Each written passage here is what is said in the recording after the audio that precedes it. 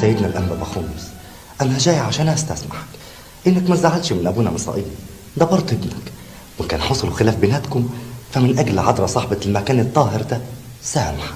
أسامحة؟ أنت بأي حاجة يا أبونا مخيل تدخل نفسك في الموضوع ده؟ أنت مش هتبطل تحشر نفسك في أمور أنت مالكش دخل بيه؟ اتفضل. وعلى فكرة دي آخر مرة تتدخل في اللي مالكش فيه، اتفضل.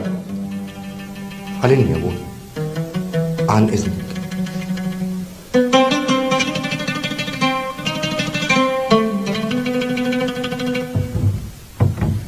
الباب مش عايز يتفتح، مفيش فايدة.